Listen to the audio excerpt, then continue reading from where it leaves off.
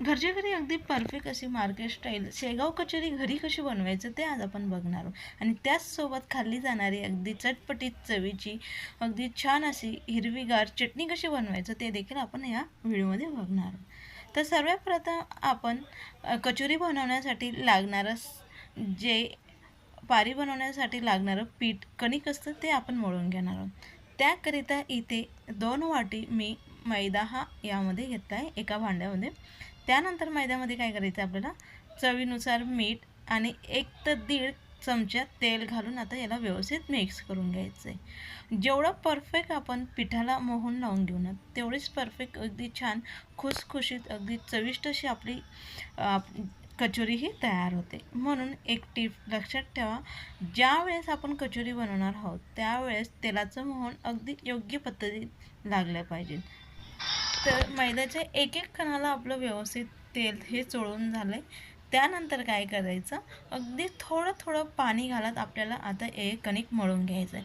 मैदा मळताना एक टिप्स लक्षात ठेवा. टिप्स नंबर 2, मैदा कधीही मळताना अगदी एकाच वेळेस जास्तीचं पाणी घालून तो मळून घ्यायचा नाही. त्यामुळे काय होतं, आपला जो मैदा असतो तो व्यवस्थित एकजीव आणि व्यवस्थित कणिक मळली जात नाही. म्हणून अगदी थोडं थोडं पाणी घालत ह्या पद्धतीने आपल्याला कणिक त्याची मळून घ्यायचं. तर अशा पद्धतीने आपली कणिक मळून झाल्यानंतर काय करायचं, एक अर्धं पाट घ्या आणि त्या पाठाला वरती आपल्याला कणिक पुन्हा अशा पद्धतीने आपल्याला ती मळून घ्यायची. यामुळे काय असतं, जो मैदा असतो तो व्यवस्थित एकजीव होतो आणि आपला गोळा व्यवस्थित तयार होतो. तर अगदी अशा पद्धतीचा अगदी छान आपल्याला गोळा तयार करून घ्यायचा आहे पिठाचा. आपला मैद्याचा गोळा तयार करून झाल्यानंतर त्यावरती लगेचच आपल्याला अगदी थोडंसं तेल लावून एखादा कुठलाही कॉटन किंवा रुमाल ओला करून घ्या. तो आपल्याला यावरती झाकून अर्धा तास आपल्याला आता ही कणिक अशी मुरत ठेवायची. जेवढी परफेक्ट आपली कणिक मुरली जाईल तेवढं छान आपलं पारीही तयार होते. तर इकडे आपलं कणिक तयार झालं आहे. त्यानंतर लगेच साईडला आता आपला कचोरीसाठी लागणारा मसाला कसा तयार करून घ्यायचा ते बघूया. तर सर्वात प्रथम मिक्सरचं भांडं घ्या. त्यामध्ये 1 ते 1.5 चमचेवर अख्खे धणे, त्यानंतर 1 चमचेवर जिरे, 1 चमचेवर आपल्याला यामध्ये बडीशेप घालून याचं छान जाडसर असं आपल्याला पावडर तयार करून घ्यायचं. अशा पद्धतीने आपल्याला पावडर तयार करून घ्यायचं. अशा पद्धतीचं पावडर तयार करून ठेवा तुम्ही जास्तीचं. ज्यावेळेस आपल्याला कचोरी बनवायची अगदी पटकन आपण बनवून घेऊ शकतो. तर आपलं पावडर जो सुका मसाला होता तो तयार झाला आहे. त्यानंतर कचोरीसाठी लागणारं जे पीठ असतं ते आपल्याला तयार करून घ्यायचं. ते पीठ ह्या पद्धतीचं डाळींपासून आपल्याला तयार करून घ्यायचं. बेसन पीठ वापरला तरी काही हरकत नाही, पण थोडंसं चवीमध्ये फरक पडतो. नक्की जर तुम्हाला शेगाव कचोरी बनवायचं असेल तर आवर्जून तुम्ही डाळींच्या पिठाचा वापर करा. तर डाळ्या ह्या आपण छान जाडसर असं मिक्सरला फिरून त्याचं पीठ तयार करून घेतले. त्यानंतर आता आपल्याला हिरवी मिरचीचा त्यासाठी लागणारा मसाला म्हणजे ठेचा कसा बनवायचा ते आता बघून घेऊया. त्यासाठी इथे मध्यम आकाराच्या 3 हिरवी मिरची घेतली. कितपत आपल्याला कचोरी तिखट आवडते त्यानुसार 2 ते 3 लसणाच्या पाकळ्या, 1 ते 1.5 इंचाचा आल्याचा तुकडा, अगदी थोडंसं यामध्ये आपण कोथिंबीर घालून अशा पद्धतीने आपल्याला याचं वाटण तयार करून घ्यायचं. जर आपलं वाटण व्यवस्थित तयार होत नसेल तर तुम्ही ह्या वाटणमध्ये पाणी वापरलं तरी काही हरकत नाही, पण अगदी सहज आपलं हे वाटण तयार होतं. तर आता संपूर्ण आपली पूर्वतयारी झाली. त्यानंतर कचोरीला कशा पद्धतीने आपण सारण हे बनवून घ्यायचं ते बघणार आहोत. तर त्याकरिता एक पॅन कढई गरम करा. त्यामध्ये 1 चमचेवर आपल्याला तेल गरम करून घ्यायचं. तेलाचं प्रमाण अगदी कमी वापरा, अगदी जास्त तेल वापरून घेऊ नका. त्यामुळे आपली कचोरी ही तेलकट आणि बनवताना फुटण्याची भीती असते. तर तेल इथे छान मी गरम करून घेतलं आहे. त्यामध्ये जो आपण सुका मसाला तयार करून घेतलेला तो 1.5 चमचे आपल्याला ह्या तेलामध्ये छान परतून घ्यायचा आहे. बरेच जण काय करतात, आपला हिरवी मिरचीचा ठेचा परतल्यानंतर हा मसाला वापरतात, पण त्यांनी काय केलेलं असतं, पहिले जिरे, बडीशेप, धने हे भाजून घेतलेले असतात. इथे आपण न भाजता याची पावडर तयार करून घेतली, म्हणून मी आधी याला परतून घेतले. छान आपला तो मसाला परतून झाल्यानंतर भाजून झाल्यानंतरच आपल्याला यामध्ये जो हिरवी मिरचीचा ठेचा तयार करून घेतलेला तो यामध्ये घालून याला देखील छान आपल्याला परतून घ्यायचा आहे. तर हा मसाला अगदी व्यवस्थित परतला गेला पाहिजे, त्यामुळे आपली जी कचोरी असते ती अगदी चविष्ट ती तयार होते. जर तुमचा हा मसाला थोडा तरी कच्चा राहिला तर त्यामुळे त्याची चव बिघडू शकते. हलकासा ब्राऊन कलर येईपर्यंत छान आणि तेल सुटेपर्यंत हा मसाला मी छान परतून घेतला आहे. मसाला परतून झाल्यानंतर नेहमीचा आपला गरम मसाला अगदी थोडासा घाला. त्यामध्ये लाल तिखट, कितपत तिखट हवं आहे त्यानुसार. आधी हिरवी मिरची आपण वापरली आहे. अगदी छान कलर येण्यासाठी यामध्ये हळद घालून याला छान आपल्याला परतून घ्यायचं आहे.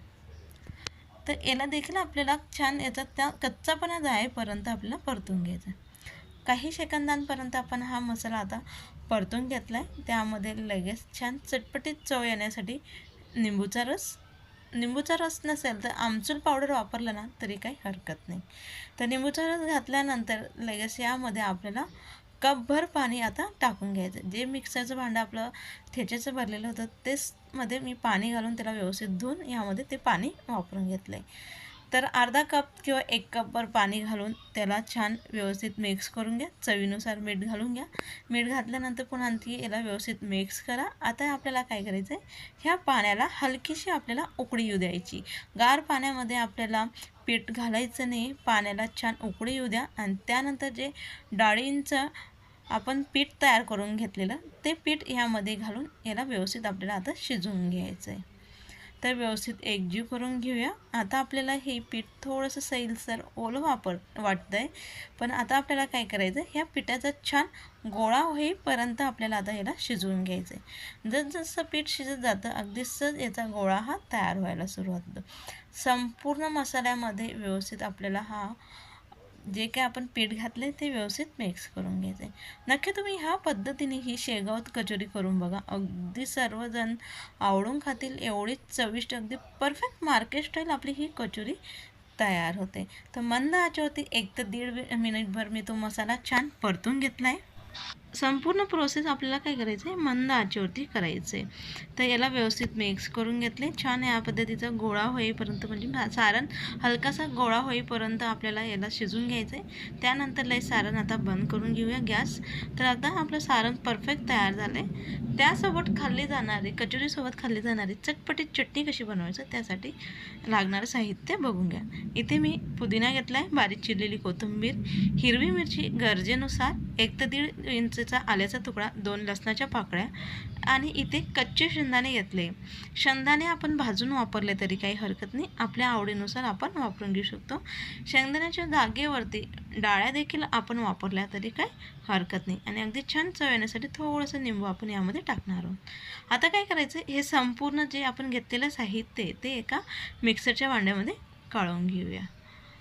तर इथे मी संपूर्ण साहित्य लगेचच आपल्याला काय करायचं आहे, मिक्सरच्या भांड्यामध्ये काढून घ्यायचं आहे. हिरवी मिरची आपल्या आवडीनुसार आपण टाकून घ्या. कितपत आपल्याला तिखट आवडतं त्यानुसार. संपूर्ण मिक्सरच्या भांड्यामध्ये संपूर्ण साहित्य लागणारं टाकलं आहे. त्यामध्ये काय करायचं आहे, लगेच चवीनुसार मीठ, अगदी छान थोडासा गोडपणा यायला पाहिजे म्हणून यामध्ये अगदी थोडीशी साखर आणि एखादा चमच्यावर आपल्याला यामध्ये निंबूचा रस हा टाकून घ्यायचा आहे.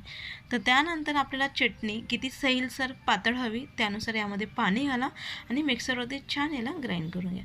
तर तुम्ही बघू शकाल अगदी छान अशी चटपटीत चवीची आपली कोथिंबीर शेंगदाण्याची चटणी ही तयार झाली. अगदी आवर्जून ही चटणी तुम्ही कचोरीबरोबर करून खा. अगदी अप्रतिम अशी ही तयार होते.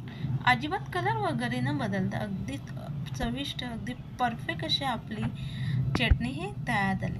इकडे आपलं हे कचोरीसाठी लागणारं सारण देखील गार झालं आहे. त्यानंतर काय करायचं, आपल्याला हाताच्या सहाय्याने असं याला छान चोळून घ्यायचं. यामुळे काय, जे काही तेल असतं ते रिलीज होतं आणि त्यामुळे आपल्याला गोळा बनवायला अगदी सहज जातं.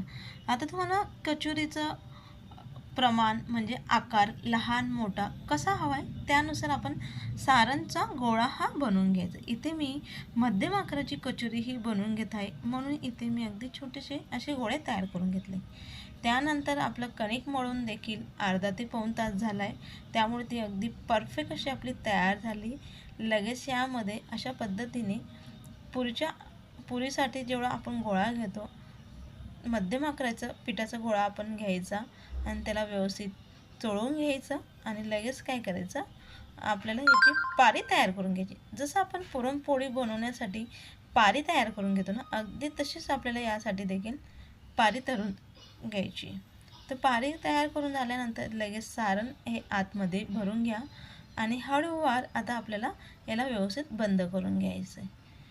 तर हळूवार मी व्यवस्थित बंद करून काय करणार आहोत, आता जर तुमचं कणिक जास्तीचं असेल तर तुम्ही त्याला काढून घेऊ शकता आणि नंतरून त्याला व्यवस्थित आपल्याला अशा पद्धतीचा गोळा तयार करून घ्यायचा. गोळा तयार करून झाल्यानंतर हाताच्या सहाय्याने अगदी छोटीशी आपल्याला याची पुरी तयार करून घ्यायची. अशाच पद्धतीने आता आपण संपूर्ण तयार हे करून घेऊया. तर संपूर्ण गोळे आपण अशाच पद्धतीने आता करून घेऊया. त्यानंतर लगेच इथे मी 3 गोळे तयार करून घेतले. लगेच पाटाला किंवा चॉपर याला बोर्डला आपण अगदी थोडंसं तेल लावून घेऊया. तेल लावून झाल्यानंतर लगेच आपल्याला जाड बारीक कचोरी कशी हवी त्यानुसार आपण लाटून घेऊ. बऱ्याच जणांना जे काही वरचं पातं म्हणून घेऊ शकतो, जे काही वरचं आपली पारी असते ती जाड आवडते बारीक, त्यानुसार आपण आता कचोरी ही लाटून घ्यायची.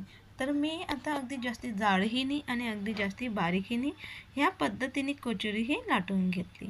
तर दुसरी देखील आपण अगदी थोडंसं तेल लावून अशाच पद्धतीने दुसरी देखील कचोरी आपण आता तयार करून घेऊया. तुम्ही बघू शका ज्यावेळेस आपण लाटून राहिलो कचोरी अजिबात पाटाला चिपकत वगैरे नाही, म्हणजे जे काही आपलं पारीचं पीठ होतं कणिक होतं अगदी परफेक्ट ते तयार झाले. तर आता आपली कचोरी तयार झाली. त्यांना तळण्यासाठी साईडला कढईमध्ये तेल गरम करून घेतले. तेल गरम झाल्यानंतर लगेचच आपल्याला आता एक एक करून कचोरी तळून घ्यायची. कचोरी तळताना काय करायचं, तेल अगदी कडकडीत आपल्याला तापायचं नाही, तापून घ्यायचं नाही. तर तेल कसं कापलं पाहिजे, सहज आपली पुरी हलकी टाकल्यानंतर ती त्यामध्ये तळली जाईल अशा पद्धतीचं आपल्याला तेल हे तापून घ्यायचं आहे. ह्यामुळे काय होतं, जी आपली कचोरी असते ना आतपर्यंत जी त्याची पारी असते ना ती तळून होते. जर तुम्ही एकाच वेळेस खूप गरम तेल करून द्या त्यावेळेस टाकल्यानंतर लगेच तिचा ब्राऊन कलर होतो, बाहेरचं जे काही कवर असतं ते पटकन तळून त्याचं कचोरी आपली तळली जाते. म्हणून मंदच आचेवरती आपल्याला कचोरी छान गोल्डन कलर येईपर्यंत तळून घ्यायची. जर तेल आपलं अगदी कमी तेल तापलेलं राहील तर त्यामुळे कचोरी आपली तेलकट देखील होऊ शकते. म्हणून तेलाचं तापलेलं जे काही हे असतं ते व्यवस्थित ठेवा. तर अशा पद्धतीने मंद आचेवरती छान आपल्याला हलकासा ब्राऊन कलर येईपर्यंत सोनेरी कलर येईपर्यंत कचोरी ही तळून घ्यायची. तर अशाच पद्धतीने दुसरी देखील आपण आता तळून घेऊया. आपल्या कचोऱ्या तळून झाल्या आहेत. त्यानंतर त्यासोबत खाल्ली जाणारी झणझणीत अशी आपली चविष्ट मिरची देखील आपण तळून घेणार आहोत. मिरची तळताना एक काळजी घ्या, मिरचीचा जे काही मधला भाग असतो तो कट करून घ्यायचा, त्यामुळे अंगावरती आपलं तेल हे उडत नाही. तर अगदी छान अशी चविष्ट शेगाव प्रसिद्ध अशी आपली कचोरी आणि त्यासोबत खाल्ली जाणारी अगदी छान अशी आंबट गोड तिखट चवीची अगदी परफेक्ट अशी आपली चटणी देखील तयार आहे. रेसिपी आवडली असेल तर नक्की व्हिडिओला लाईक करा, जास्तीत जास्त लोकांना व्हिडिओ शेअर करा. व्हिडिओ कसा वाटला नक्की कमेंट्स करून कळवा. अगदी परफेक्ट अशी आपली चविष्ट अशी शेगाव स्पेशल अशी आपली कचोरी ही